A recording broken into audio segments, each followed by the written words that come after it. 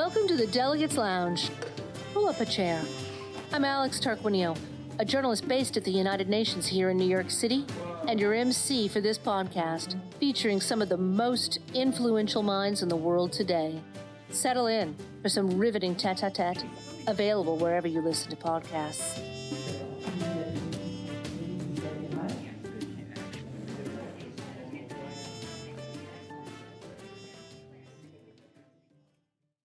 I think he wants to make a deal for me. You understand that, as crazy as it sounds? Welcome back.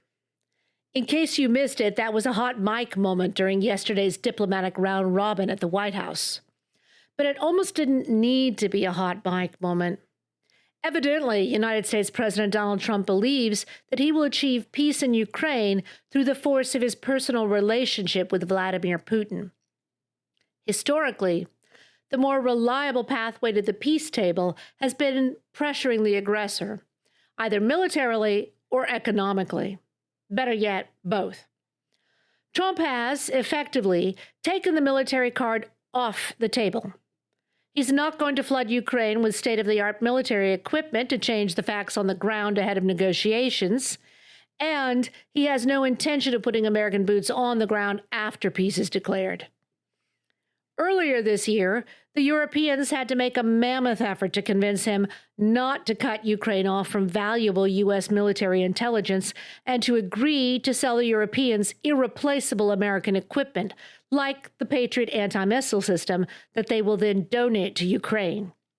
This special episode of the Delegates Lounge spotlights the dollars and cents at the heart of the latest summitry. In that regard, perhaps it dawned on Trump yesterday that the Europeans have a few cards of their own up their sleeves. The European Union plus the United Kingdom have a combined population of 520 million and an annual gross domestic product worth 24 trillion, greatly exceeding that of Russia. That gives the Europeans economic clout.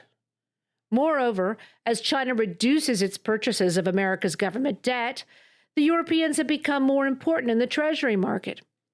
Not that I'm suggesting the European leaders would be so crass as to raise this matter in the Oval Office, but there were Trump cabinet members on hand yesterday who get it, not least of all Treasury Secretary Scott Bessent. By willfully removing the military card from his deck, Trump has made the economic card that much more important for American diplomacy. As the leaders convened in the Oval Office, the European Union was preparing its 19th package of sanctions against Russia. The Ukrainians, for their part, are making it tough for Russian ships to transit the Black Sea, an important trading route for Russia's energy and agricultural products. Meanwhile, in Washington, there's a bill wending its way through Congress that would ratchet up pressure on the Kremlin by penalizing the buyers of cheap Russian oil and gas with so-called secondary tariffs or sanctions. That would leverage the full power of the American consumer. The Graham and Blumenthal Sanctioning Russia Act, co-sponsored by Republican Senator Lindsey Graham of South Carolina and Democratic Senator Richard Blumenthal of Connecticut, has widespread bipartisan support in both the House and Senate. And it suits the mercantilist instincts of this White House.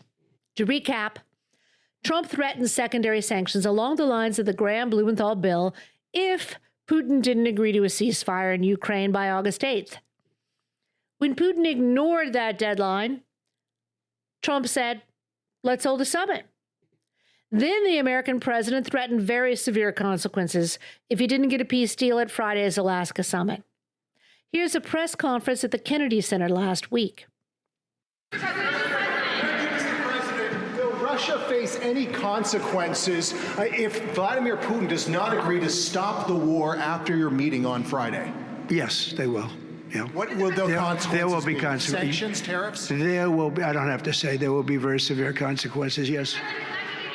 The most intriguing explanation for the Trump administration's about-face on sanctions after the Alaska summit came when Secretary of State Marco Rubio was making the rounds of the Sunday morning talk shows.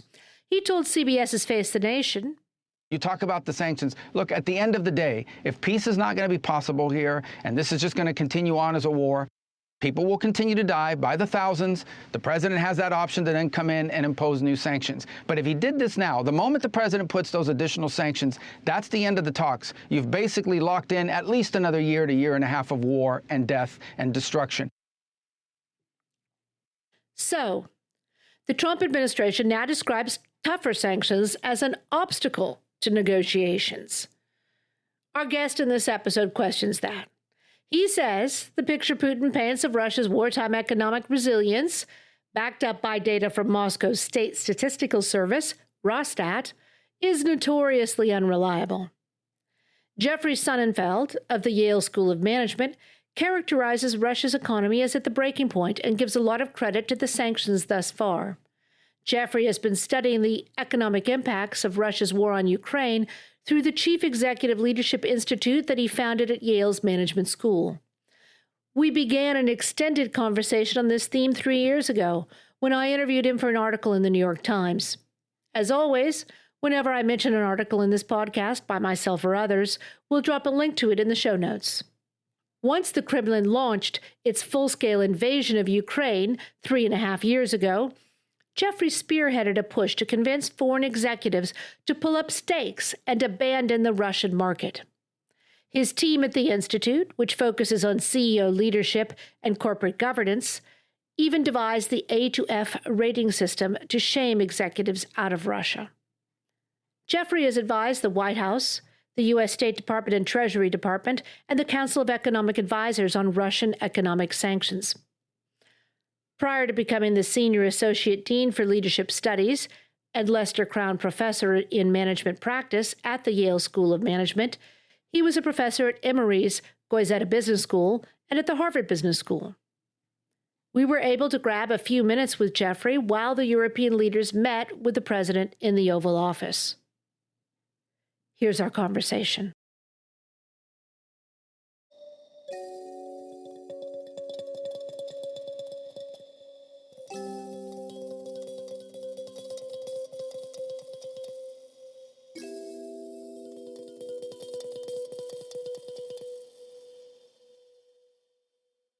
Jeffrey Sonnenfeld, thank you so much for joining us in the Delegates Lounge. I'm honored to be with you. Thanks so much for the invitation, Alex. It's great to see you. And I must say, you are the head of the curve on this topic that you have in mind today. You are ahead of all the media and most of the diplomats. Oh, well, thank you so much. It's really wonderful to have you.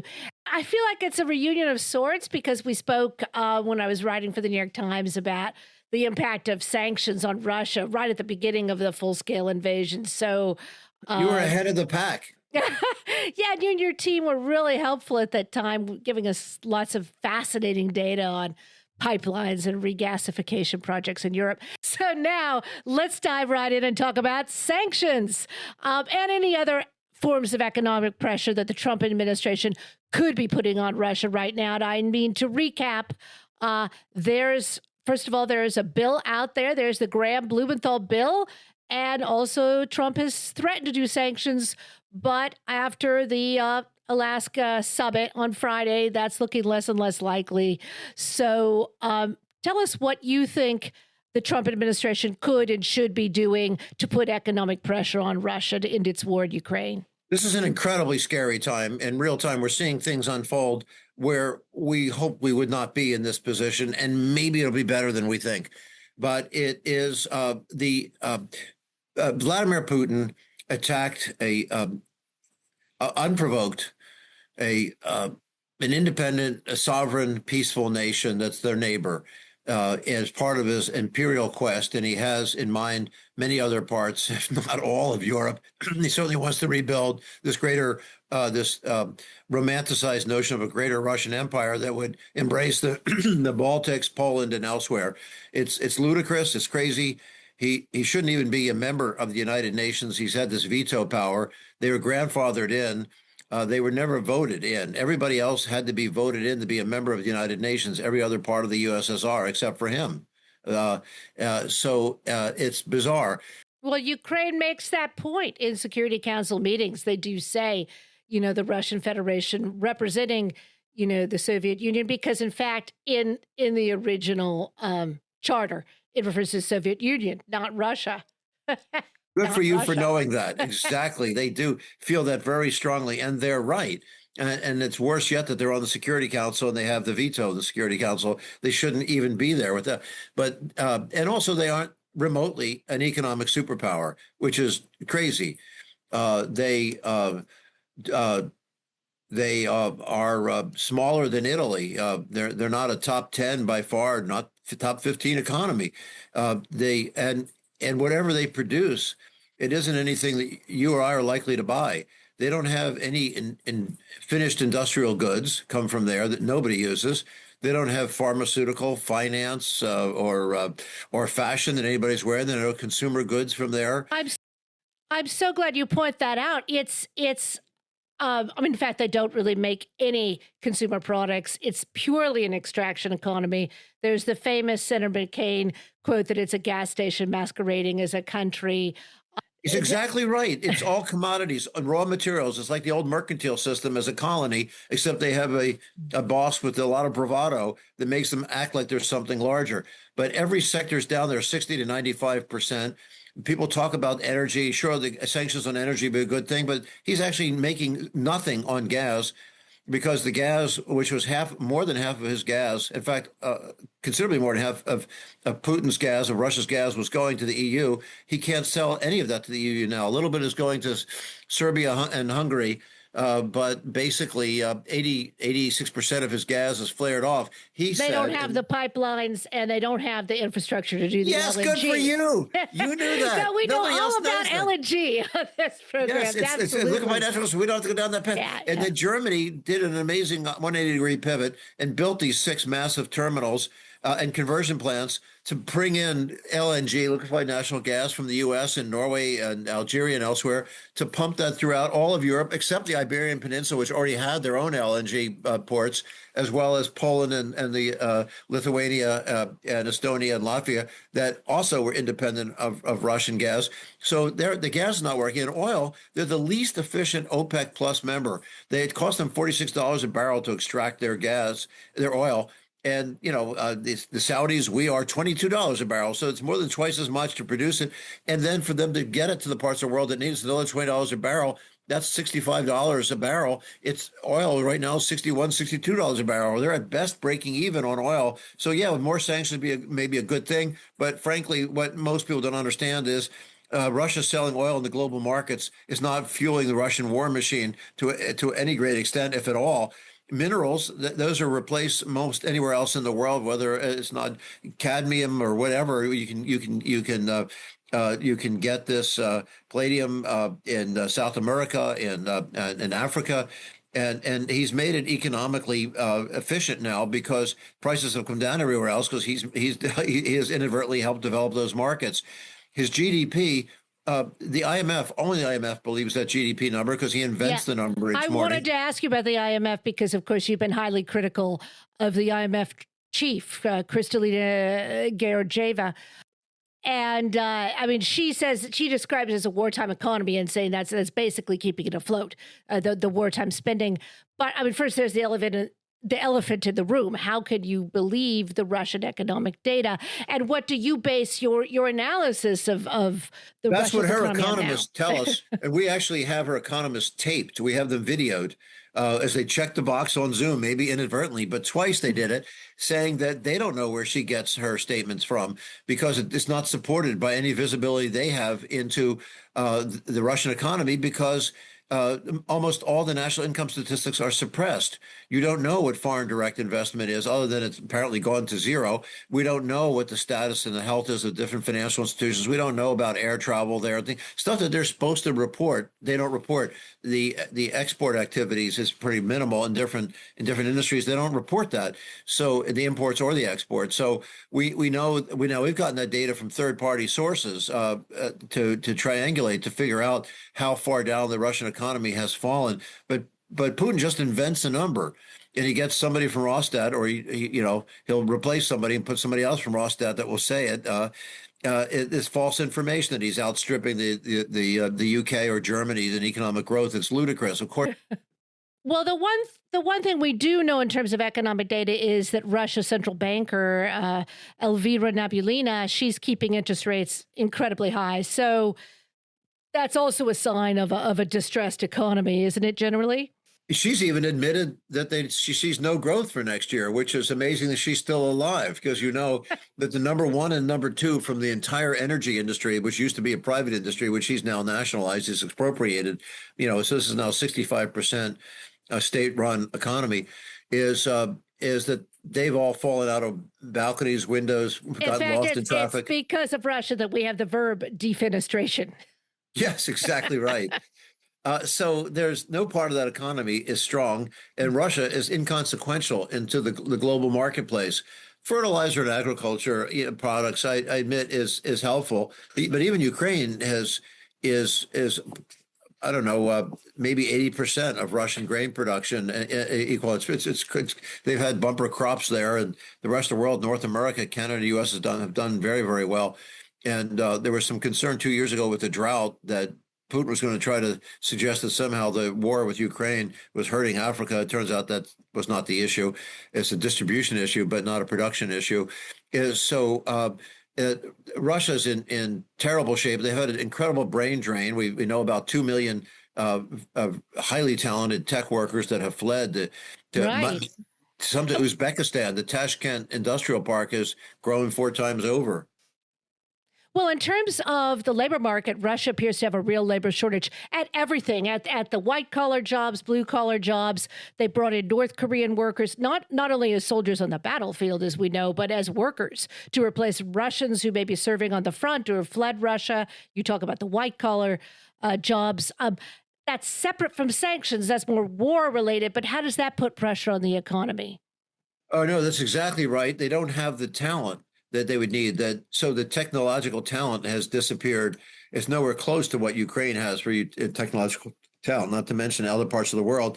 And the outflow of capital has been enormous from the oligarchs, they themselves fleeing, but something like 2/3 of their millionaires have left, or half their millionaires have left. Is that one of the reasons also you think for the insanely high interest rates? I think they were at 21%. Is that another reason to try and reverse the capital flight? Yeah, I think that's an effort to try to block that. So this is an economy that's in distress. They're not to be a ring buoy from President Trump. If this war were to continue, it's certainly draining Ukraine soldiers, but it's been 4 Russians killed for every 1 Ukrainian killed. So there's a lot of murder, a lot of death on both sides in battle. But they'll be out of cash by the New Year's in Russia. So they're in much worse shape economically. They're running enormous deficits, but so do we. So does a lot of the world. But there's somebody who's there to bail us out, that's buying our debt. There's nobody, not even China, is investing in Russia. China is not, investing in paying off their debt. You don't have Bank of China or ICBC investing in there. In fact, even the petrochemical companies in China, Sinochem and Sinopec, are not in China, which is amazing. So they're in terrible shape. There's no investments in tomorrow's industries. There's no investment in cyberspace and in cryptocurrencies, in AI, let alone sustainability and safe energies for the future. But just in raw materials, is all they're producing is how to harvest that.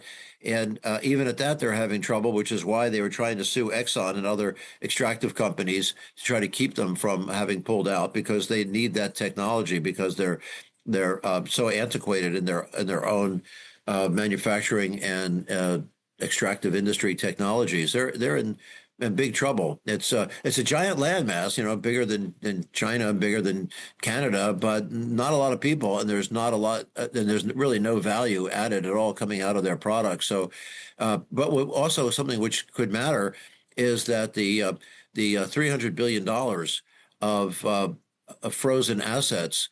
That the U.S. has only 5 or 6 billion of it, but we could give that today. Convincing the CEOs to leave Russia, you played a big role in that with the A to F grade. Now Trump has been saying he wants business to, have opportunities in Russia. Is there any interest in the CEOs you've been working with on returning? No, the CEOs who pulled out initially surprised me. Having been working on corporate social impact for for 45 years. That first book, Corporate Views of the Public Interest, my first book on it up there, is that I would not have predicted that it would have been big oil, big tech, and professional services as the first movers to leave. But for various reasons, none of them were usually on the frontiers of social change. It was usually the consumer goods companies. But in this case, that's who led, and everybody that followed. Is that no companies have an interest in going back in. It's not there. It wasn't as much as 10% as any company's global revenues, except McDonald's, and they have no interest in going back in. And that's just the revenues. In terms of profitability, it's a hard place to do business because of the corruption, and because, of course, of Putin's murder of just the 100 oligarchs alone. Is that that's just so awfully intimidating. It's a hard place for supply chain management. It's an impossible place for financial flows, operational issues, reputation. Nobody wants to go back in. And it wasn't that significant a market to start with. They weren't making money at it. So no, there's no interest in wanting to go back in. The only companies that vacillated, Carlsberg and Heineken, had misled us in our ratings. But we were doing a rating with 50 experts going through this 24/7, checking to see this constantly. There's nobody has any interest in going back into Russia. They all got surges in their market value for getting out of there. The market appreciated. When you talk about the rating, you gave them an A to F grade on their yes, an A to F grade. The A's and the B's pulled out entirely. The A's have no interest in going back in ever. The B's, if Putin leaves, they might go back in. The C's are partially in there.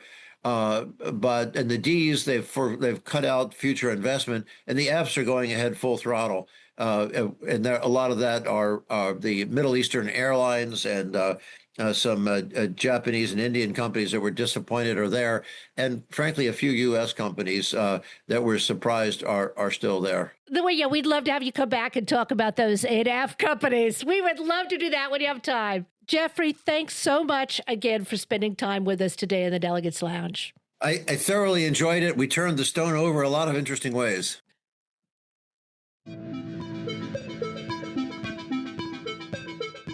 And that's it from the Delegates Lounge. We'd like to thank our esteemed guests who've graciously allowed us to share their hard-earned insights into what really matters. And then there's you, our listeners, who we hope are sufficiently edified to clamour for more of the same. Do drop in for a weekly episode on Thursday or from time to time if we're on the road for special events, in which case there'll be a bonus episode. Subscribe wherever you listen to podcasts. And if you like what you've heard, please take a moment to rate or review the show, as it helps others who share your abiding interest in world affairs to find their way to the Delegates Lounge. You can connect with us on many popular social media platforms or reach out to us directly at info@thedelegateslounge.com. We're a small team, so we can't respond to every message, but we will read them. Our show this week was written and produced by the host and by yours truly, executive producer Frank Radford. Until next time, keep calm and curious.